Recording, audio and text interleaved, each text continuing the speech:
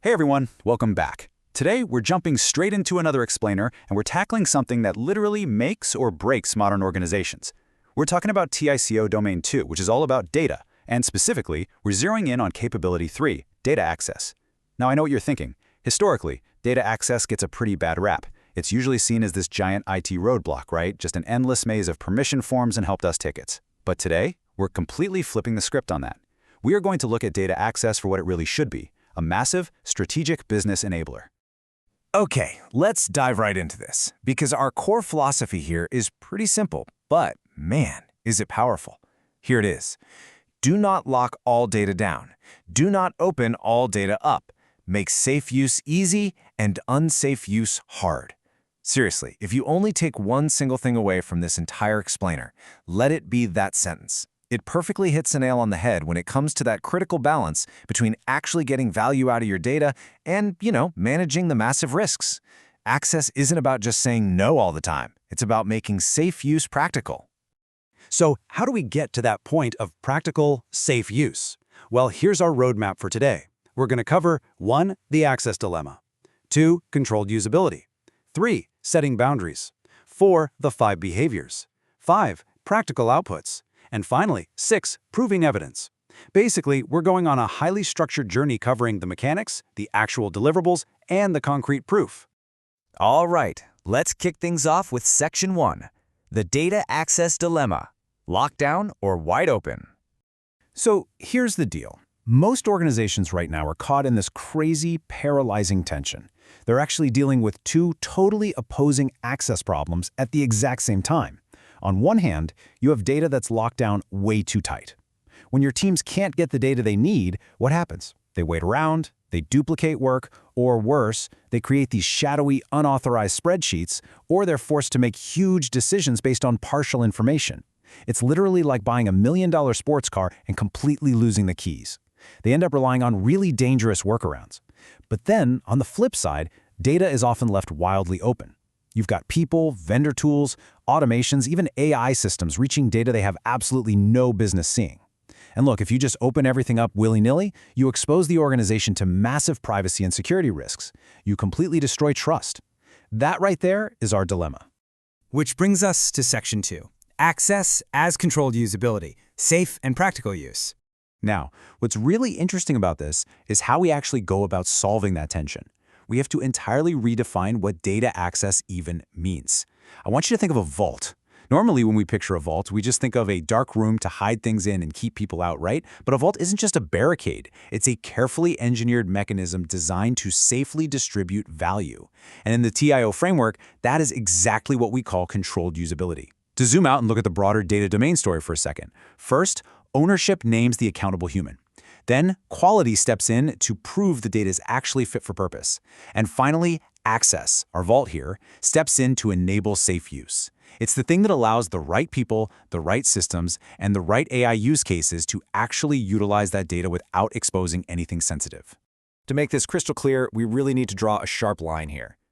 Let's look at what data access actually owns versus what it definitely does not own. Look, it's a super dangerous myth that access is just some gigantic, unruly spreadsheet managed entirely by IT in a basement somewhere. That's just not true. Data access owns classifying important data by its sensitivity.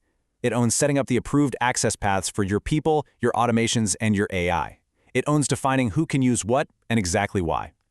What it does not own is just being an annoying IT security task. And it certainly doesn't own giving everyone access to everything. No way. This is a core business capability. It's the crucial link connecting the purpose of the work directly to the actual value of the data. Moving on to Section 3, setting the boundary line, guardrails versus engine.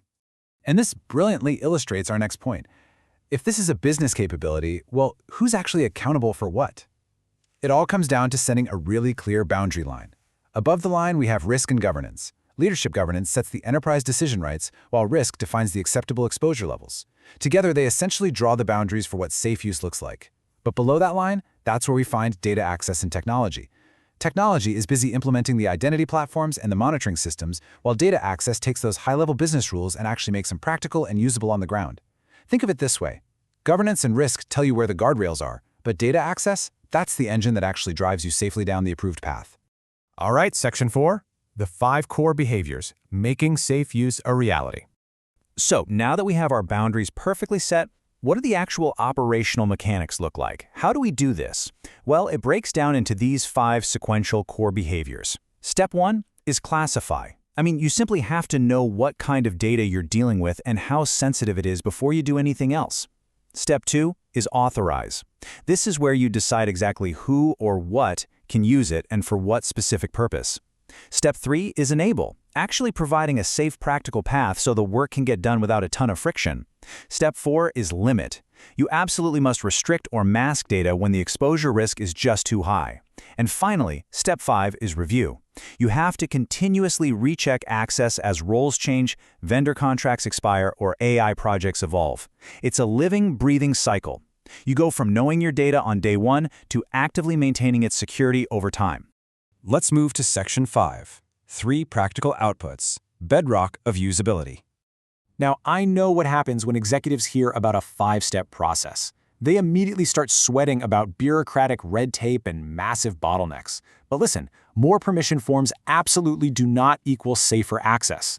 In fact, just 3 straightforward outputs are completely enough to start governing your access effectively without stalling out your business. Output number 1 is the data classification guide. This just needs to be simple sensitivity levels, clear enough that your managers can use them without needing a lawyer to translate. Output number 2 is data access rules. This defines who uses which data and through what approved paths, and it should focus heavily on your priority AI use cases. And output 3 is an access review process. This is just a regular, owner-led check-in to confirm or revoke access as things inevitably change. That's the whole shebang. Those 3 documents are the absolute bedrock of controlled usability. Which brings us to our final section.